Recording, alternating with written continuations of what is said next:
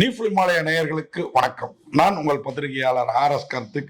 என் அருகில சக்தி சரவணன். வணக்கம். நாங்க ரெண்டு பேரும் இந்த வீடியோல விமர்சன விவாத நிகழ்ச்சியில பார்க்க இருக்கிற படம் சீசா. சீசா. சீசான்னா அந்த பாட்டிலுக்கு பேரு சீசா சொல்லுவாங்க. ஆமா. அந்த பாட்டில் மாதிரி ஒரு குடுவை மாதிரி வச்சு இந்த பார்க்ல எல்லாம் இப்படி ஏறி இறங்க தெரியுமா? இந்த பக்கம் நீங்க உட்காந்தீங்கன்னா அந்த பக்கம் நான் உட்காந்தா வெயிட் பேலன்ஸ் ஆகி மாதிரி. அதுதான் இந்த சீசா. என்னன்னா ஒரு மனிதனோட மனநிலை சீசா மாதிரி இருமுனையும் எப்படி மாறி மாறி வேலை செய்யுது. கொஞ்சம் மிஸ் ஆனா மென்டல் ஆயிடுவான் அப்படிங்கறது அந்த படத்தோட கதையும் களமும். அந்த கதைக்குள்ளார ஒரு இல்ல ஒரு இளம் தொழிலதிபர் ஒர்க் ப்ரெஷர்னாலேயோ இல்ல ஃபேமிலி பேக்ரவுண்ட்னாலேயோ கொஞ்சம் மென்டலி இதுவாகி கத்துறாரு. கிட்டத்தட்ட பொண்டாட்டிய அவர் தான் கொண்டுட்டாருங்கிற லெவல்ல உலகமே நம்புது. இது ஒரு பக்கம் கதை.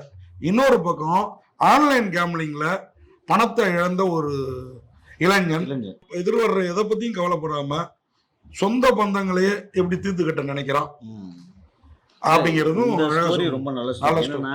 ஒரு கேம்ல அடிக்ட் ஆகியவன் அதுக்காக வந்து நம்ம அக்கா மாமா அப்பா அம்மா எதையும் பார்க்காம பணத்துக்காக ஒரு கொலை பண்ற அளவுக்கு போறோம்னா அது ரொம்ப நல்ல கருத்து. அவனுக்கு கடைசியில ஒரு பேட்டி கொடுப்பாங்க போலீஸ்ல மாட்டின பிறகு. செமையா எமோஷனா என்னன்னா எனக்கு வந்து இப்ப அதுல பணம் வரணும் சம்பாதிக்கணுங்கிறது இல்ல, எனக்கு விளையாண்டுகிட்டே இருக்கணும். அந்த விளையாட்டை ஊறி போயிடுச்சு. அந்த மனநிலை எனக்கெல்லாம் கூட கொஞ்ச நாள் இருந்திருக்கு. நம்மளும் கொஞ்ச நாள் சூதாட்டத்துல இருந்தோம். நல்ல இந்த ஆன்லைன் கேம்லிங் வந்தப்ப நம்ம சூதாட்டத்தை விட்டு வெளியில வந்து குதிரை ஓட்டம். இப்போ இதெல்லாம் மாட்டினீங்கன்னா நீ என்ன பார்த்தனா அந்த சைடு தெரிஞ்சு ஓடிடுவ. ஐயோ பேசி கடைசியா 500 கூட 1000 கூடன்னு கேட்பானு அப்படின்னு சொல்லிட்டு. அதனால வந்து உண்மையை நம்ம விதி வலியுது தலைவா. அதாவது இந்த பிரஸ் மீட்ல கூட கடவுள் இருக்காரா போறாரான்லாம் கேட்டாங்க. உண்மையா கடவுள் இருக்கிறனாலதான் இப்படி ஒரு இதுல மாட்டினா கூட திருப்பி நம்மளை கொண்டு வரான் கடவுள். இல்லைன்னா அந்த படத்துல வர்ற மாதிரி அவனை மாதிரியே சூசைட் பண்ணிட்டு சாக வேண்டிய கேரக்டரா மாதிரி உண்மையா நம்பிக்கிறீங்க. ஆமா, அவன் உண்மையா நம்பல. உண்மையா நீங்க இந்த ஜோதிடம் இதெல்லாம் கூட நம்ம இன்னும் பயோஸ்கோப்ல அதை பத்தி பார்ப்போம். இதெல்லாம் வந்து சில பேர் நம்பாம விதண்டாவாதம் தர்க்கம் பண்ணலாம். காலங்காலமா நம்ம பெரியவர்கள் என்ன முட்டாள்களா? ஏங்க இந்த விஞ்ஞானம் இங்க இருந்து ராக்கெட் அனுப்புறதுக்கு முன்னாடியே சந்திரன் சூரியன் இது இப்படி இங்க மனுஷன் வசிக்க முடியாது. மேல அனுப்புறாங்க.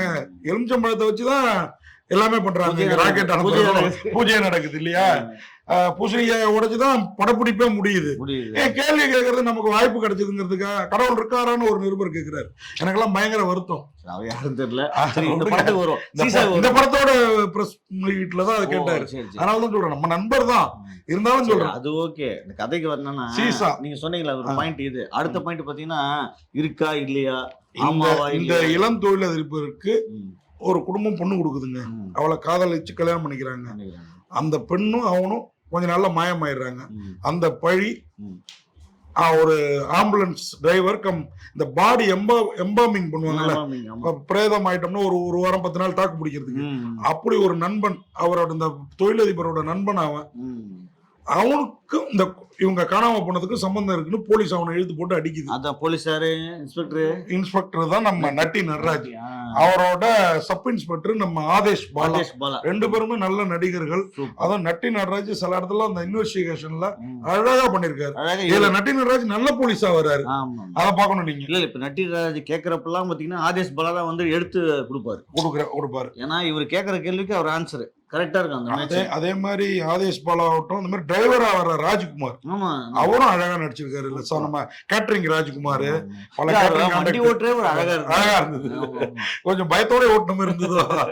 பக்கத்துல போலீஸ் ஆபீசர்ஸ் இருக்கிறதுனால பயந்துருப்பாருன்னு நினைக்கிறேன். நல்லா பண்ணியிருந்தாங்க. என்னன்னா இந்த இன்வெஸ்டிகேஷன்ல இறங்குறாரு.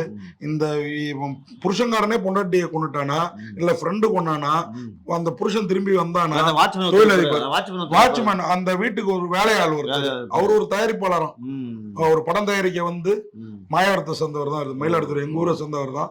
அவர் பாத்தீங்கன்னா நீங்க நடிகராக இருக்கிறாரு. அவர் வந்து ஒரு மாஸ்டர், கராத்தே மாஸ்டர். கராத்தே மாதிரி போட்டார் பாருங்க. அவரு எல்லாரும் பேரையும் சொல்லுவோம். இப்போ அவரையும் ஒரு கட்டத்துக்கு மேல படத்துல வந்து க்ளோஸ் பண்ணிடுறாங்க. இதெல்லாம் செய்யறது யாருன்னு பாத்தீங்கன்னா கிளைமாக்ஸ்.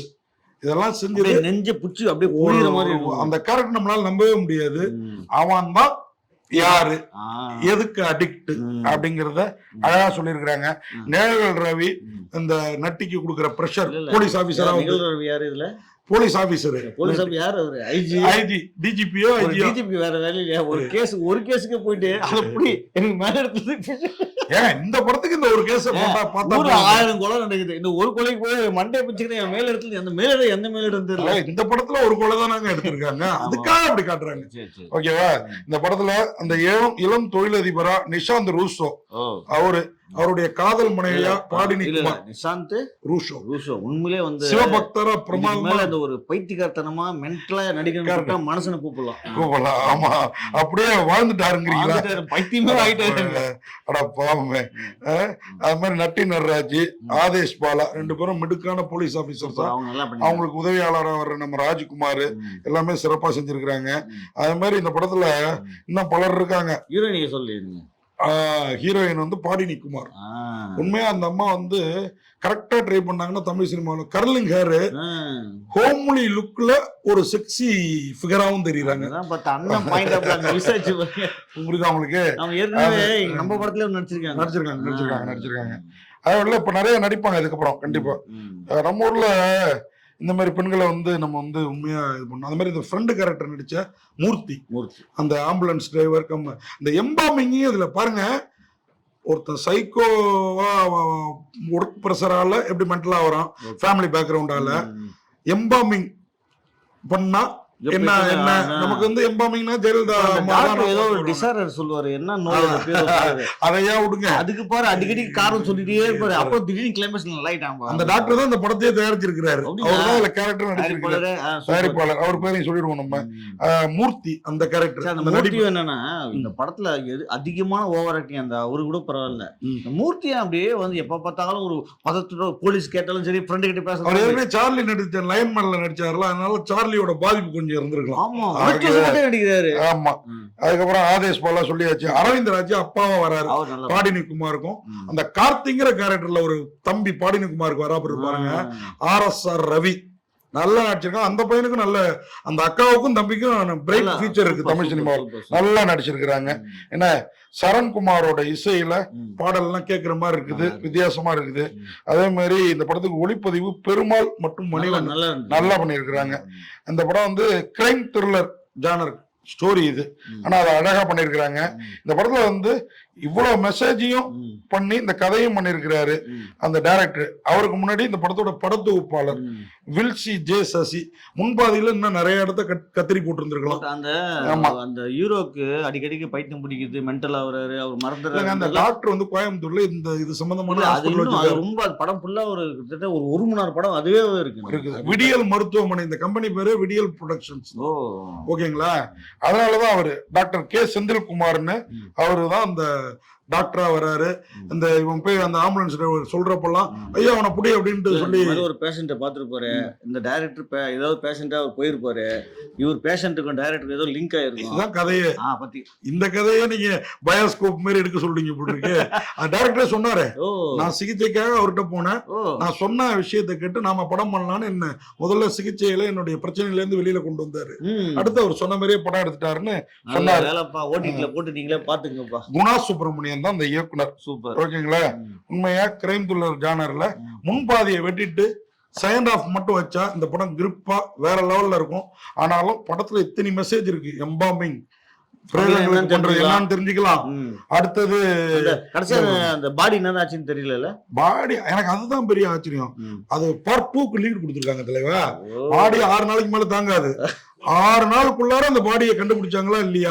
ஒரு காட்டு பகுதியில, ஊட்டி காட்டு பகுதியில இருக்குது. எப்படி நாரம் வரும், நாத்தம் வரும், மேல கழுகு பறக்கும் இல்லையா? அதுக்கப்புறம் அது பார்ட் 2ல ஆரம்பிக்கும். சீசா 2. ஓகே. சீசா 1க்கு பஞ்சு சீசா உண்மையா பார்க்கல.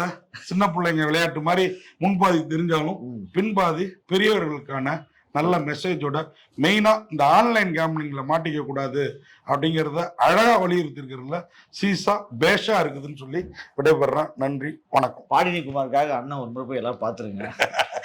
பாடினி குமாருக்காக போய் பாத்துட்டு வாங்க. நன்றி, வணக்கம். இந்த வீடியோ உங்களுக்கு பிடிச்சிருந்தா லைக் பண்ணுங்க, கமெண்ட் பண்ணுங்க, ஷேர் பண்ணுங்க, சப்ஸ்கிரைப் பண்ணுங்க.